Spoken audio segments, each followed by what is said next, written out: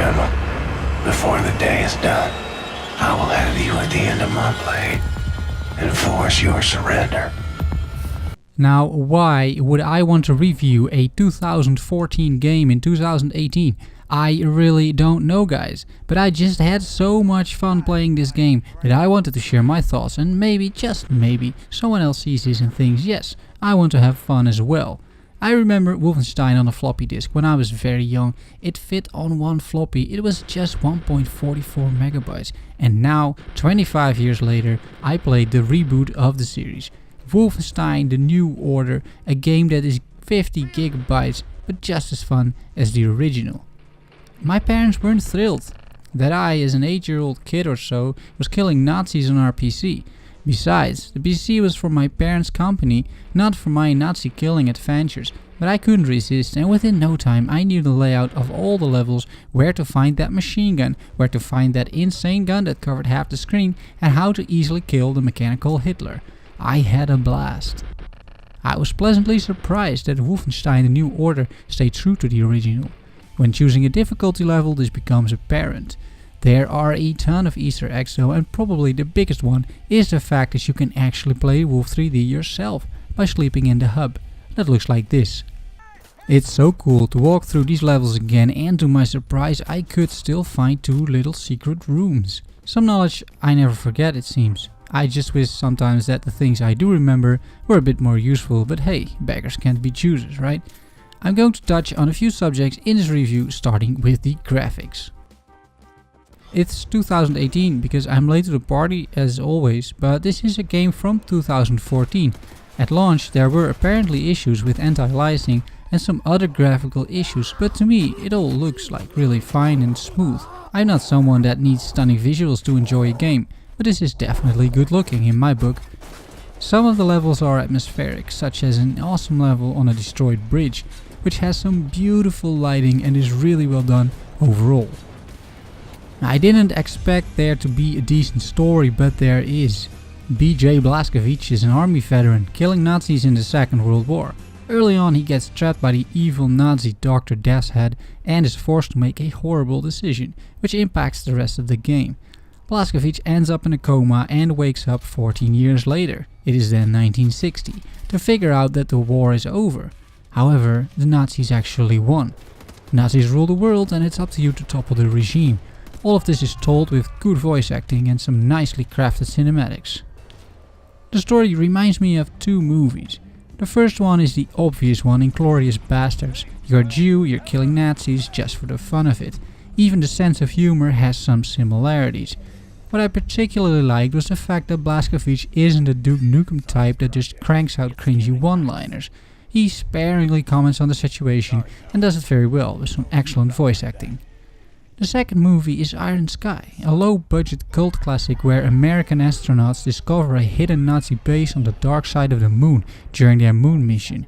It's a crazy and hilarious movie, and also in Wolfenstein: The New Order you somehow end up on the moon. It befits the game, which has actually an excellent gripping story that spirals totally out of control and leaves you fighting on the moon, but it does so with you on the edge of your seat. This game truly has some excellent writing. This is the best part. The other stuff is good, but the gameplay is just amazing.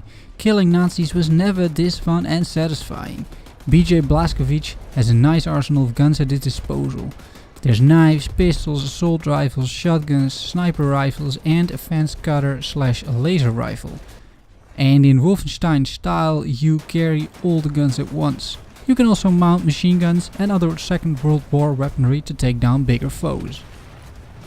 In true FPS murdering rampage style, you can equip 2 assault rifles or 2 shotguns and make your way in a brutal fashion towards the end of each chapter. The gunplay feels absolutely great and killing Nazis is extremely satisfying and fun to do. The thick sound effects complement the action very well.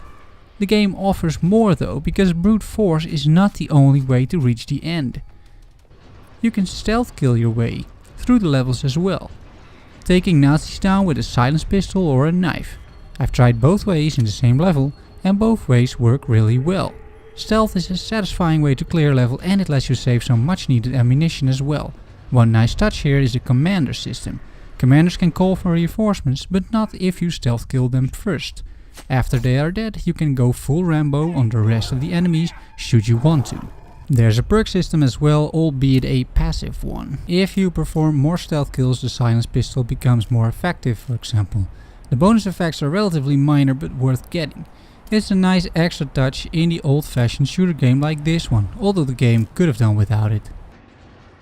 This game is so fun, guys. I realize it's 2018 and that this game has been out for 4 years, and most of you have played it, but I can tell you it's still good, it's still fun.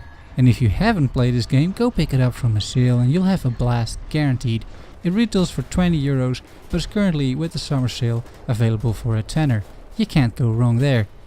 For this money you'll get around 12 hours of fun gameplay with some replayability if you want to know what happens if you make another choice at the start of the game. Also, finding all the collectibles will take a while. The only thing I didn't really like was the quest hub in between missions. Side quests there are tedious, and while it adds something in terms of character building, I would have much rather seen just cutscenes and then go straight to the next chapter. The chapters itself contain a lot of variation, from damp prisons, big open spaces, a broken bridge all the way to the moon. Also, the enemies are varied enough, with both human and robotic enemies trying to kill you around every corner. Last but not least, I found the game actually challenging on the normal difficulty. I am not an FPS expert, but this game is no walk in the park. You need to conserve your ammo, find health and armor, and just rushing in will get you killed, most of the time. The bosses also put up a good fight. That's it, guys, my review for Wolfenstein: A New Order. You made it all the way to the end, so congratulations. Please let me know what you think about this, because it's my first, well, real review. And also of a game that doesn't necessarily appeal to my audience. But guys, sometimes I just want to mix it up a little. Don't worry, mod videos are also in the making, I got you covered. Well, let me know, I'd appreciate it. I'll see you next time, guys. Bye bye.